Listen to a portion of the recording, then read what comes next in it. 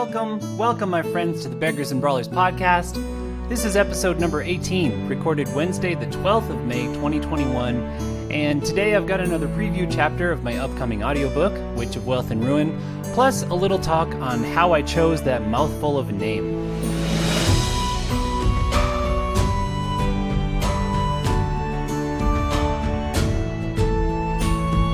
So without further ado, I give you Chapter 3 of Witch of Wealth and Ruin, which is Book 2 in the Tidecaller Chronicles. If you haven't read Book 1, Daughter of Flood and Fury, you might want to go back and do that to avoid spoilers here, because there definitely are some in this chapter. But if you have, enjoy it, and I'll see you at the end for some behind-the-scenes talk on titles, which I normally despise, but had some fun with this time around. 3. I wait until daybreak. This is something Gaxna taught me. Merchants and guards expect thefts at night, so they increase numbers and stay vigilant. When the sun rises, they think the danger is past, and guards who've been up all night relax and maybe take a few minutes to rest their eyes. As the rhythmic scrape of footsteps above me recedes, I scuttle up the last few feet of sandstone wall, slip across the catwalk, and drop to the far side. There are other advantages to daybreak, too. While it seems light after the darkness, details are still hard to see, and the angle of the sun turns everything into silhouettes. The tower grounds are full of them, the lumpy forms of manicured bushes, the reaching fronds of date trees, and the still-life figures of marble statues. Perfect places to hide, for me or the guards. I did my research on vitality. It will make the guards stronger and faster, but if I can surprise the first one, I should be able to take his or her coins and use their power to my advantage. Would Gaxna approve? No, probably not. But she was never the fighter on our team, and life is already dangerous enough with overseers looking for me. It's time to take some chances. Still, I stretch out my senses in the manicured courtyard, listening for disturbances in the patter of the fountains or the gentle rustle of leaves in the ocean breeze. The air smells of desert flowers and stale incense. I keep a hand to the worked sandstone wall to feel for anything my other senses miss. I wish to Ujjayi the ground was moist, or the air damp, anything to give my watersight a chance to read the other minds here, but Duran is as dry as Saray is wet. No alarms sound. I run for the Tower of Many Names, its bulk massive and alien in the red light of dawn. 4 steel pillars climb from separate corners of the courtyard to the cupola high above, with a thick vertical shaft running down the middle. That's the lift, a route I might attempt if I was in Saray, but I am a foreigner here, in appearance as well as speech, and the disguises Gaxna taught me would do little good. I aim for the nearest support pillar instead. As thick as a wine barrel and built entirely of polished steel, its angle and the lack of handholds would make it difficult to climb under normal conditions. But the Dura, fearful of assassins rather than thieves, I'm told, have lined the bottom third of each with razor-sharp glass. I can just imagine Gaxna smirking. "Handholds," she'd say. Ujjayi, I wish she was here now. We were a team for all the big heists. I can do this, but I'd do it better with her here. I wait until a third guard passes, then scramble up. My hands are awkward, encumbered in 3 layers of leather gloves, but my booted feet find good purchase, propelling me rapidly up the pillar. I arch my back as I go. Even a minor cut now would slow me down too much.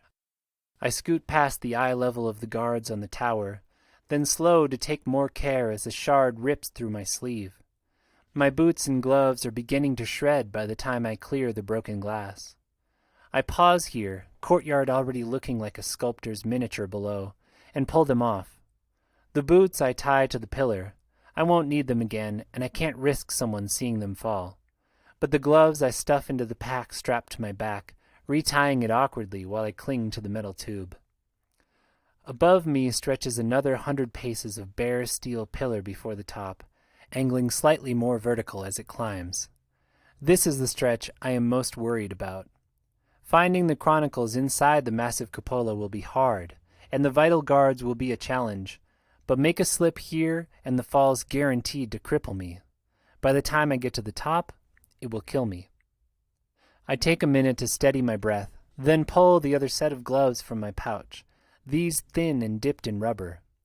I could get better ones in Surrey, but I was happy to find this quality in a new city. I tie a pair of rubber-coated straps to my bare feet and start climbing. I move fast. The sun will heat this metal to blazing hot by mid-morning, and even without the heat, the rubber will start to pull off. I fall into a rhythm, grip with my legs, reach with my arms, jerk my body up, then grip again, reach again, jerk again. My arms burn, but I've kept in shape on the Perler ship, swabbing decks, hauling cargo, and clambering up and down the rigging.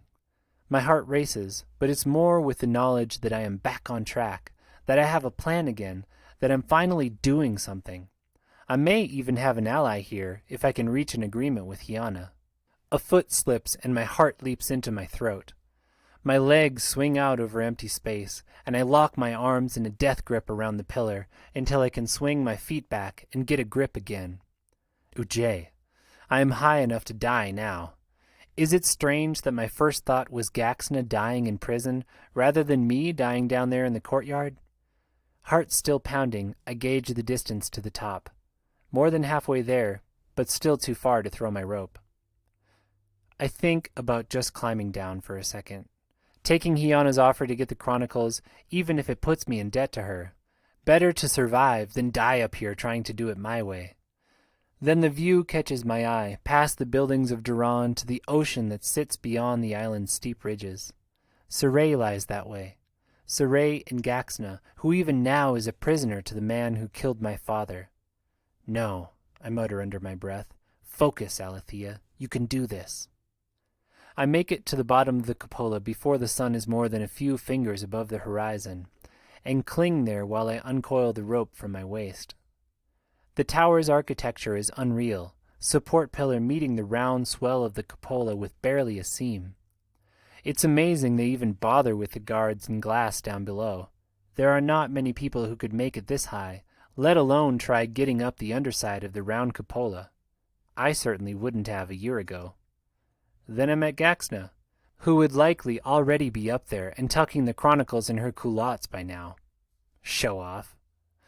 I let go of the pillar with one arm, intentionally not looking at the fall, and uncoil the rope from my waist.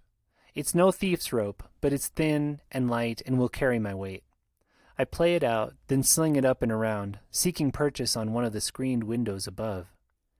It clangs off the steel and falls back down, weight of the hook on the end trying to tug me off my perch. This is the most dangerous part of the job. If anyone hears that clang and decides it's more than an unlucky bird banging into the tower, I'm dead. The next throw catches and my stomach unclenches. I chose this spot carefully, not only because the support pillar comes down close to the wall below, but because it ends up here below a few likely windows. I tug on it a few times, then take a deep breath. This is the second most dangerous part of my plan, trusting my weight to a grip I can't see. I release the pillar slowly, leaning more and more of my mass into the rope. It holds. I clamber up, and the curve of the cupola swings me away from the pillar into thin air. Anxiety claws at me and I ice it, stack it next to the massive pile I've already made this morning, then return to my steady breathing. The breath is my anchor, the ocean my blood. The hook has torn a convenient rent in the window's delicate metalwork screen at the top. I push through it and breathe a sigh of relief to stand on solid ground again. I'm in what appears to be a smoking lounge, a collection of water pipes scattered amidst cushions and low tables. Shelves of glass bottles line the walls, and the air is fragrant with the scent of clove and rose and all kinds of herbs. This is how you spend your days, apparently, if you're so rich you can't die, smoking clove leaf at the top of ancient towers.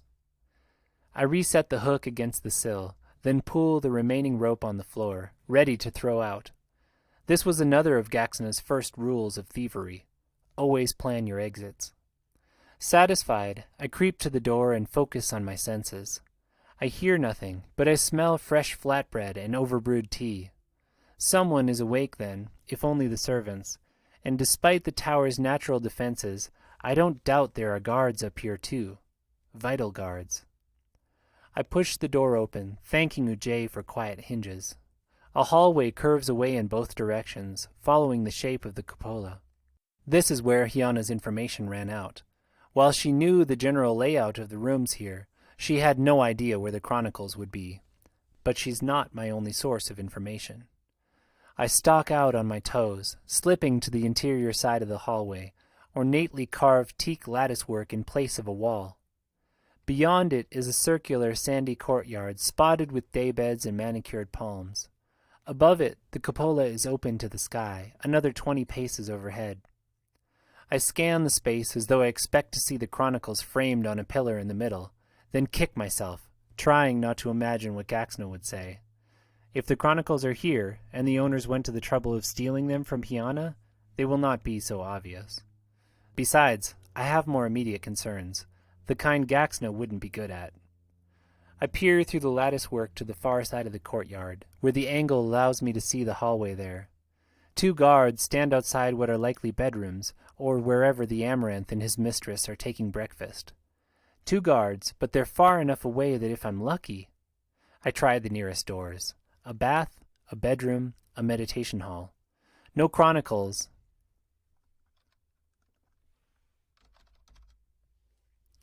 A bath, a bedroom, a prayer hall. No Chronicles, and the nearer guard will be able to see me if I try any more doors. Nothing for it, then.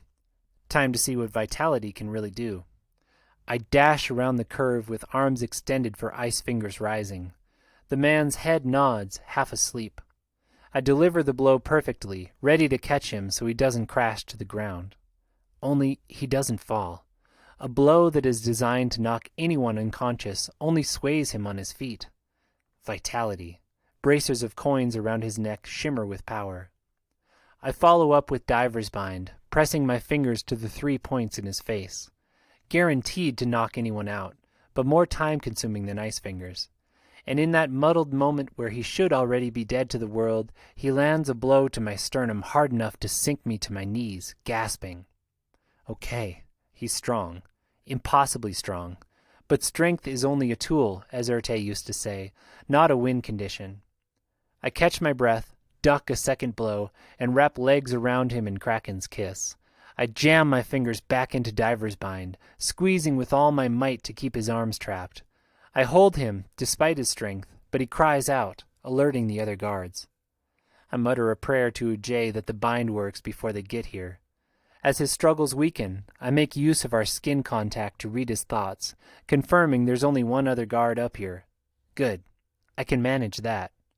Now for the Chronicles. His knees buckle and I ride him down, pushing thoughts of the Immersion Chronicles and my father's handwriting into him, trying to spur memories of the book. The other guard pounds around the bend, but before I leap off I read a vague memory of a cackling man and see a curving room full of books. A library. I need to find a library. I rip his coins off and run back the way I came. If the second guard has the strength of the first, I'm going to need them to make up for the loss of surprise. I don't feel any different with the coins on, but who knows how this city's magic works. Fortunately, it's not the only advantage I have over him. I duck into the bath and come out with a pail of water, then sling it at the guard as he rounds the bend. It surprises him enough to slow, and I dart in with thunder shakes the rooftop, pushing my mind into the running water as I do. I read his thoughts just before his sword flickers out. It's almost too fast to see, but the mind is always faster. I have time to fall right, then jerk left as I read his next move through the wetness of the floor. I roll up and out of the pool of spreading water. Either the coins aren't working, or this guard is more vital than the last. He rushes in, and I sidestep back onto the wet floor. His sword rips through a section of the fine wood lattice, and I find his weakness. He's a swordsman. I grab the bucket and back up, twisting as though to sling it at him. He grins and darts forward, likely reading me as desperate. Instead, I shove the bucket between me and his sword. His chop rams it out of my hands, burying the wide-bladed weapon deep in the grain of the wood. Every advantage breeds weakness, Trainer Erte used to say. Being smaller and less strong my whole life, I've learned to look for those weaknesses. This man's is his reliance on the sword.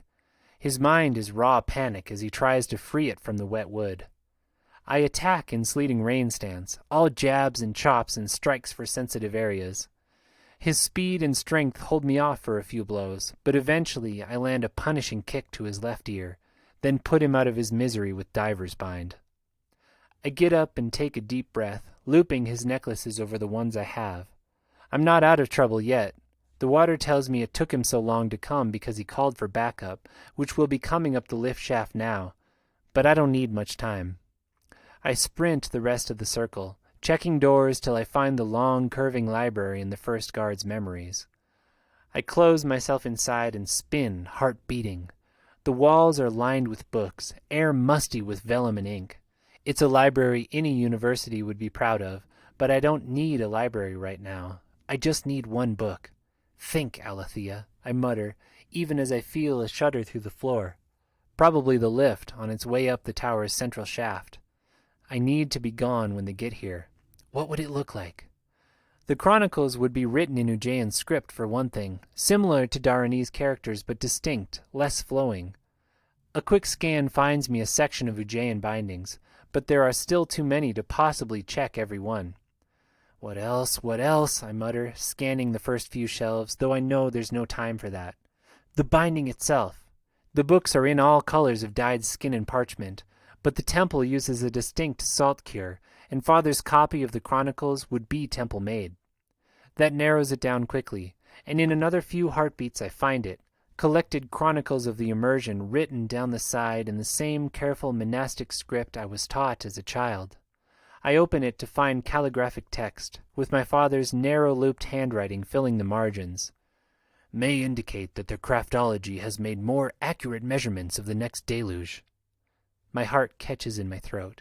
Here it is, the thing that consumed my father the last 7 years of his life. The reason he ignored me, but his hopes too for trying to save us from the flood. Another connection to him, and in his true voice, not the one slowly fading in the waters. Shouts sound from below and I startle out of it, cursing. Flooding sentimentality. I ice everything but urgency and sprint into the hallway, pulling on my leather gloves. Just a quick drop down the rope while they're still coming up the lift. A guard steps from the next room, vitality radiating from stacks of coins around his neck. It has to be 10 times what the previous guards were wearing, more than I want to deal with. I spin, only to find another guard stepping from the baths in the far direction, similarly laden with wealth. Then a figure drops to the center of the sandy courtyard, vitality warping the air around him like the man is a live coal. He straightens, and through the distortion I see white hair framing an ageless face, with obsidian eyes that look ancient. A single black coin hangs from his neck. An amaranth. I know it even before he speaks. So, he says, straightening, Alethea Viola, let's have a look at you. I goggle. He knows my name? Then throw myself at the nearest guard. I know it's hopeless, but what else am I supposed to do? It's like attacking a brick wall. I slam 3, 4, 5 solid blows into him. Then the man's hand shoots out and grips my neck, lifting me from the floor kicking like a child. He grins. Not too rough now, Jenilyn, the Amaranth says. You wouldn't want to damage her. The Amaranth steps closer, face beatific in Vitality's glow. He peers into my eyes and clucks his tongue.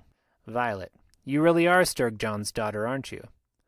I know better than to answer. There's nothing I can say here that will help me, though 1,000 questions burn on my tongue.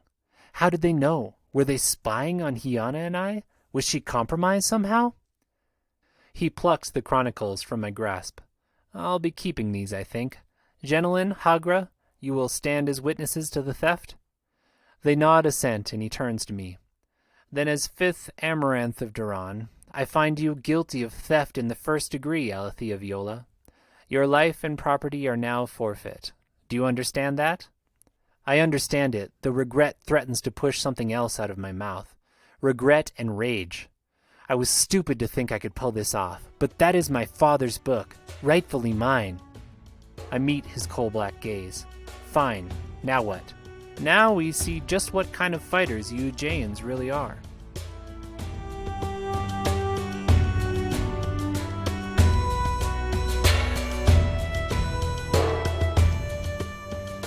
All right, so I hope you enjoyed that, and I wanted to have a little note here at the end about the title. Like I said before we had the chapter, I really don't like picking out titles. Even worse than a blurb in which you have to try to describe the story of your book in like 10 sentences, the title is supposed to promise this long, complex, 100,000 word thing in like 5 words, and 5 words is kind of long, which is what we're using here. So I have to divorce my artist brain from it and think of it purely in terms of marketing, because I don't think about the title of a book when I'm reading it. I'm just in the story. So this is just something to get you interested and to get you to pick up the book and start reading, and, hopefully it carries you from there.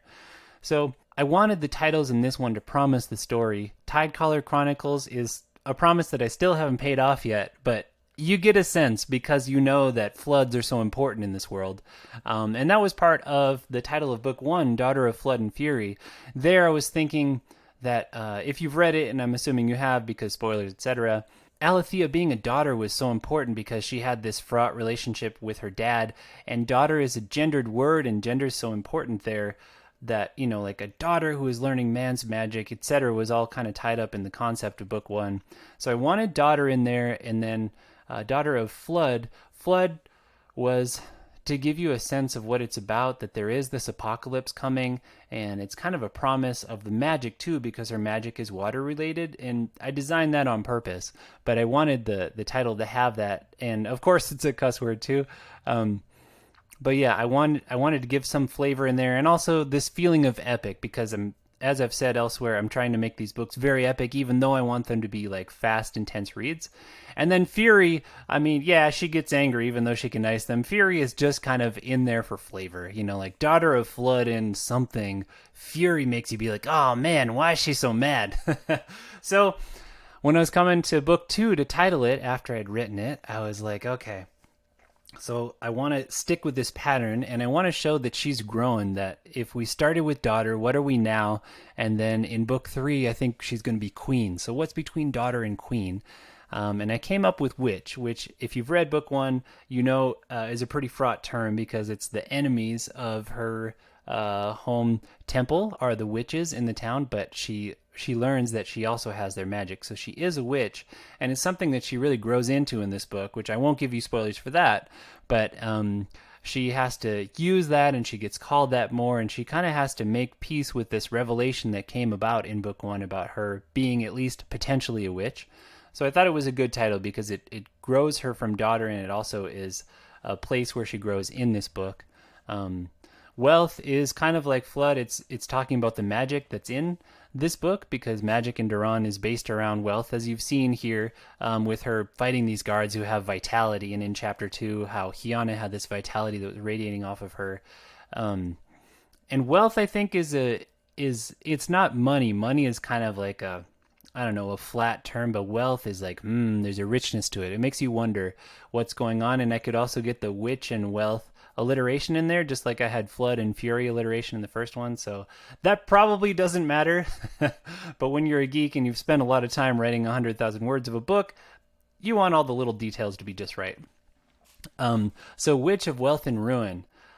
I actually was really split on this one between that title and Witch of Wealth and Deceit, because there's a considerable amount of backstabbing and deceit in this one, and I actually pulled this. I think I asked you guys too, and I asked my newsletter which one you liked better, and I just kind of went with the one that seemed to grab people's attention more because both of them worked well. But I'm really happy to have Ruin here because it again has that flavor like Fury of like, wow, what gets ruined? And things do get ruined in this book in small and big ways, but I like that it also has that double meaning of ruin, like abandoned building kind of ruins, because we're living in ruins. So that's my funny little joke that again probably doesn't matter and no one will get.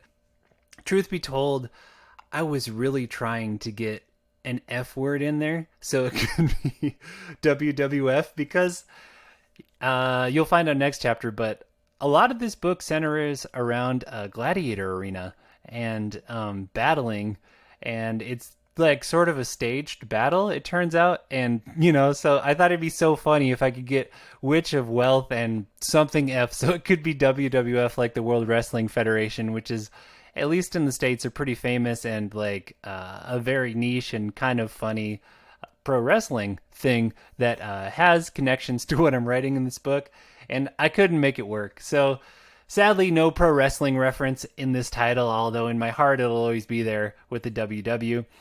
But yeah, that's how I came up with this title. Hopefully it grabs your attention. I've been really happy with it, although it's way too long to write, and I don't even like saying it out loud because it takes so long. So when I'm like making notes about my book, it's always WWR or sometimes WOWR. But with that, I'm going to get back to checking this audiobook for mistakes. There are so many details that have to be just right in terms of like the audio quality and no skipped words and no doubled words and pronunciations being just right.